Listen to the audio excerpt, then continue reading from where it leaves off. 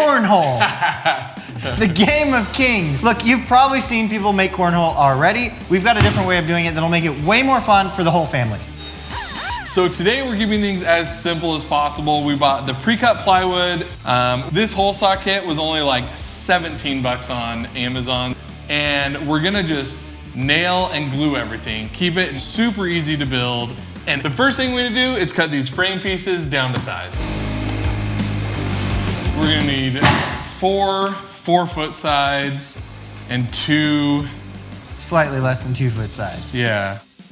22.5 inches long to be exact. Now, you could definitely use 2x4s or anything you like for the frame, but to save weight, we used 1x4s instead.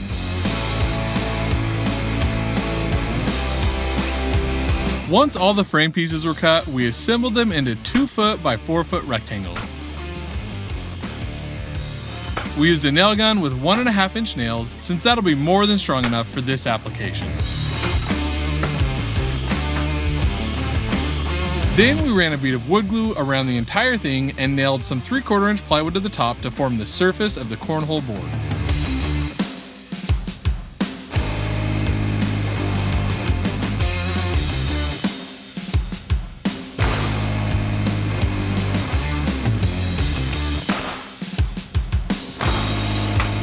Okay, here's where our project takes a sharp left turn. Instead of cutting a circular hole in the board, we're going to be cutting a 12-inch by 12-inch square, placed 3 inches from the top and 6 inches from both sides. Now, we need to cut this out like really nicely. Agreed. We have a couple options. We could take this guy and a plunge cut, or just jigsaw the whole thing. And I'm kind of just leaning towards jigsaw the whole thing. Same, do you want me to do it? Which Dan's gonna do because he's more detail-oriented? Detail-oriented.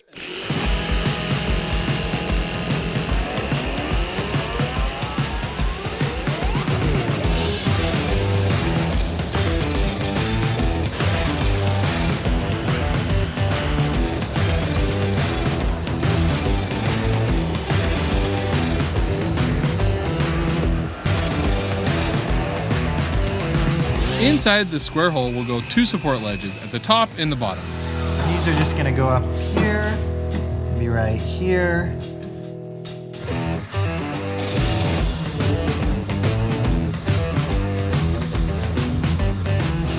We used glue, clamps, and screws to attach those from below.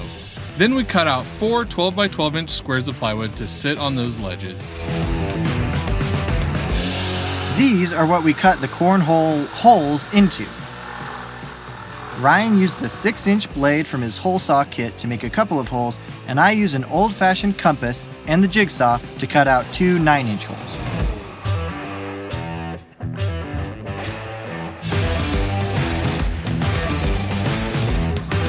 Now for the legs. This top corner needs to be up 12 inches. So we cut out 4 12-inch legs from the same boards that we used for the frame. In his element, Ryan is a whistler. Always when I'm working. I think I got it from my dad. He always whistled when he worked. Is he one of the original 7 dwarves?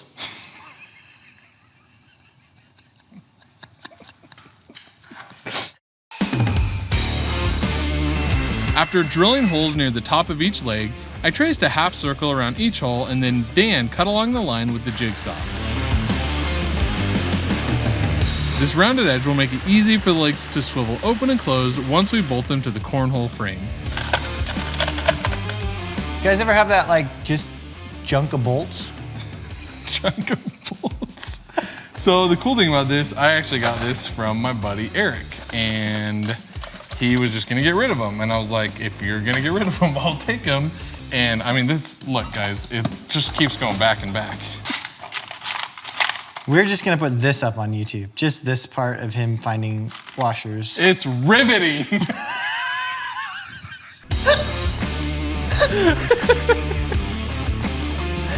So we got the bolt and put it in there. We're gonna do a washer so the wood doesn't bind up on the wood basically.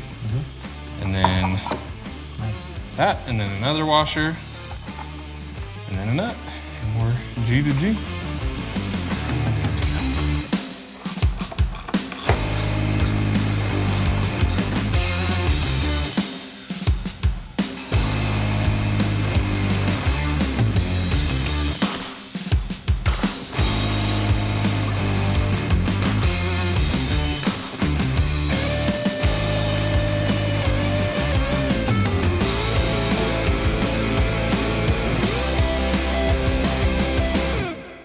So you want to play just a regular round of cornhole. Well, you're going to take your 6-inch hole and you're just going to plop it in there. And then it's like, oh hey, the kids are coming out to play. Let's take out the 6-inch hole and put in the 9-inch hole. And now your kids can also have fun. There's one more surprise though. Did you just get a wood splinter? Yeah. Hey, you're not gonna be able to see it.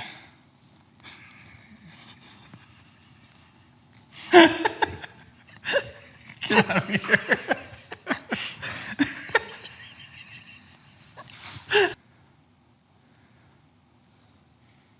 I think I got it. I can't feel anything anymore. To avoid any more splinters in the future, we sanded every bit of exposed plywood, including the inside edges of the holes. Then we started prepping for paint. We wanted some of the wood to show through our design, so we cut out 4 big vinyl stickers in the shape of the saw blade in our logo and covered up each of the outside corners to protect them from the paint. As you'll see later, when the 2 cornhole boards sit next to each other, it looks like our logo. With some more tape and paper to prevent overspray, we were ready to start painting.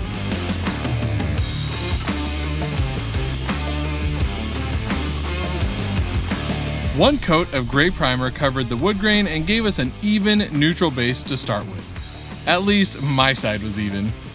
Then we added 2 coats of Krylon Fusion paint in matte patriotic blue. And man, does it look good. Yeah, that looks great. That was a good idea.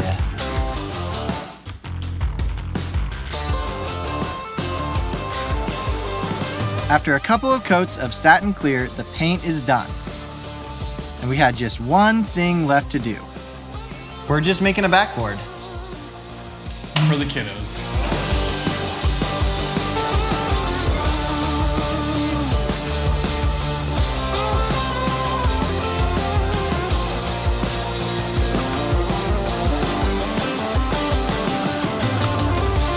To support the backboards, we sharpened 4 wooden dowels and attached them to the sides of the plywood using some spare pipe straps we had laying around the shop.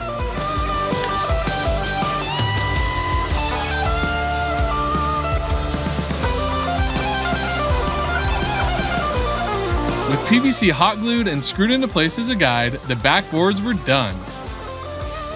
Everything is built. Now it's time for some epic cornhole.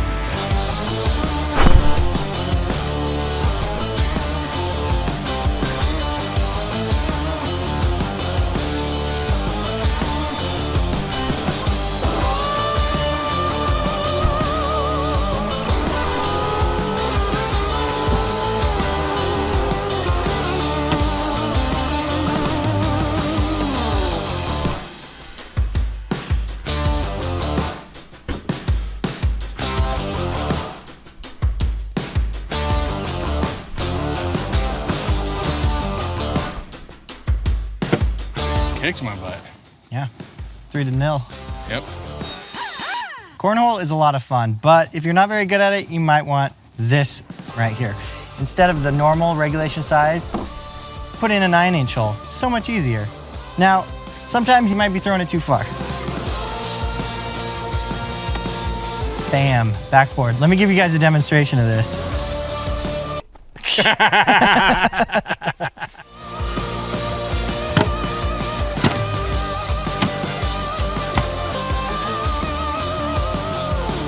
It makes it so easy. It's like way easier than normal cornhole. I would play with these items.